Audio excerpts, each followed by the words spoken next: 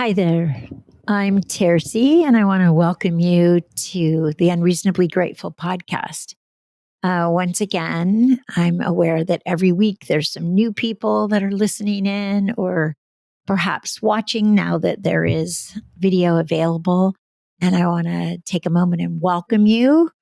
And also, I want to welcome those of you who have been on this journey with me for some portion or all of 140 episodes. Like, wow, how'd we get here? So thank you. Thank you for the work that you're doing. And every week I hear or discover more people who are listening in, and always I feel grateful. I trust that whoever's meant to be here is here.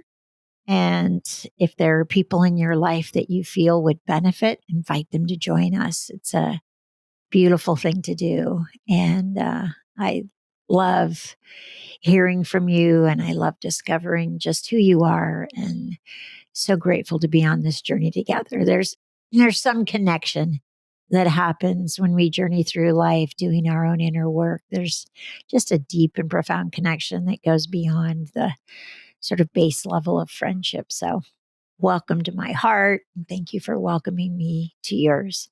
So just reminding you that this podcast is really an opportunity for me to just let my heart break open, share some of the wisdom that's grown through these now 37 years of recovery from 20 years of addiction. For me, that was an eating disorder. And to gratitude is a place that we come from, not try to get to.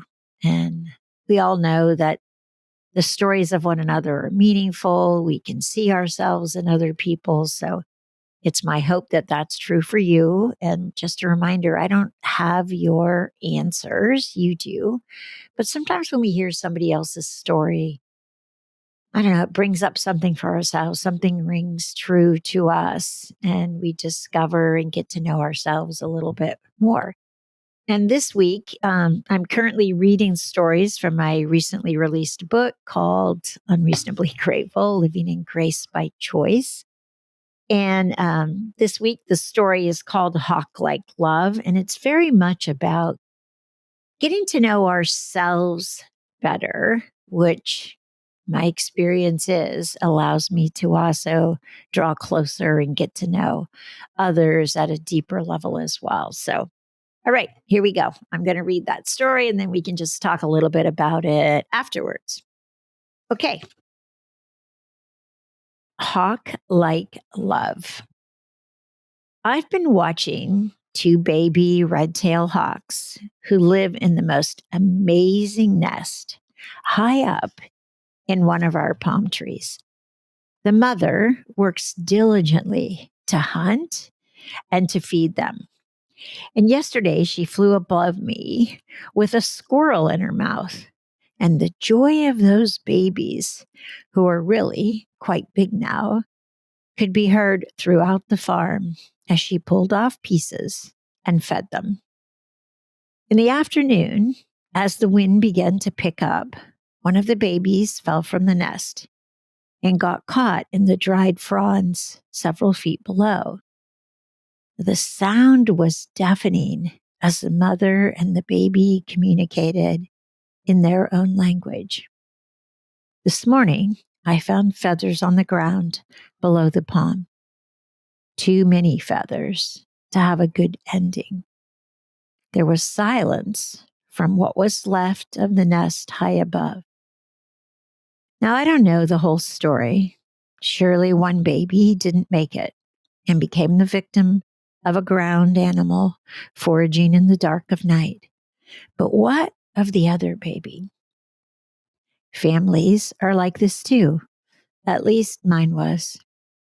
I survived the attacks of those who forage, wounded, but alive and now healed. One of my sisters is healing too. I hope that's the same story of the other baby hawk, somewhere out there healing. My other sister is no longer with us. I have a wind chime with some of her ashes in it. So I picked up some of the hawk feathers and I tied them together as I placed them near my wind chime. I found myself still listening for the calls of the mother hawk to her young. It's been a couple of days since I have heard anything. I miss them. I hadn't realized how their language had become a part of my day.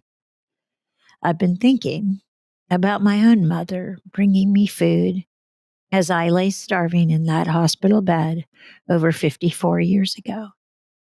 As she carried in Mountain Dew and cheese curls, I see now that she just wanted me to eat and my life to get back to normal, whatever that was.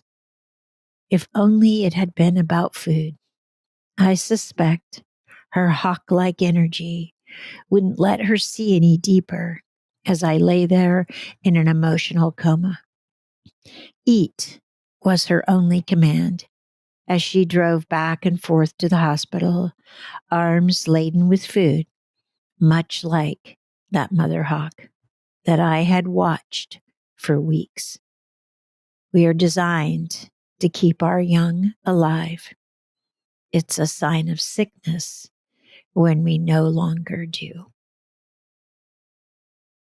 So, the message in this particular story is the deeper that we know ourselves, the deeper is our capacity to know others intimately.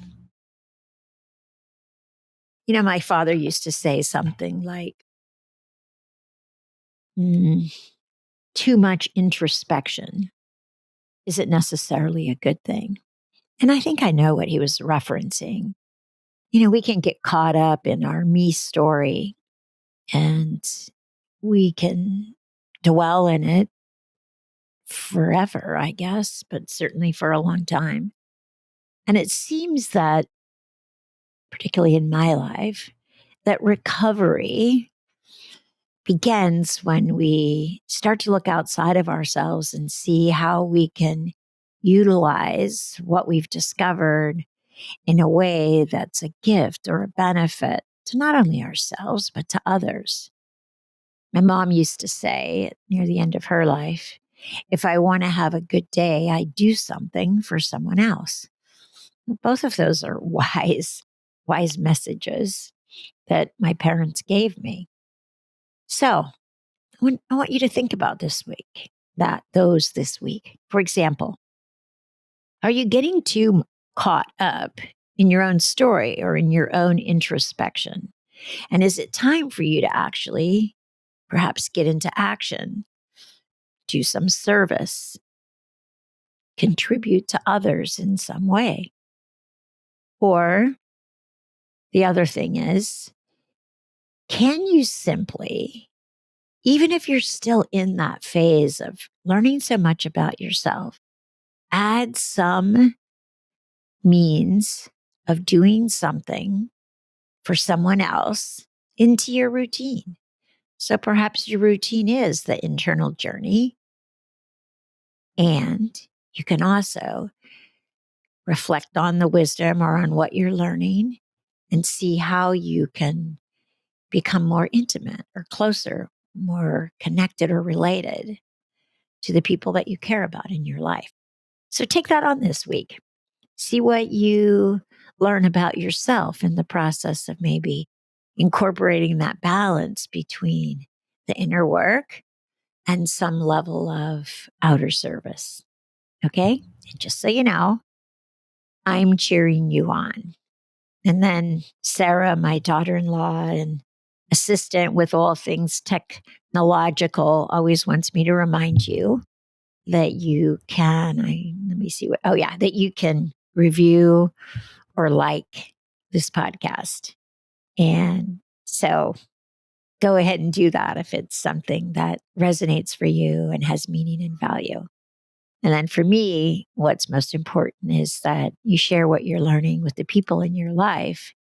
And oftentimes that's the biggest invitation for them to see maybe there's something in it for them. So remember, Hawklike Love this week, and service as well as introspection. Okay. Have a beautiful week, and I'll see you next week.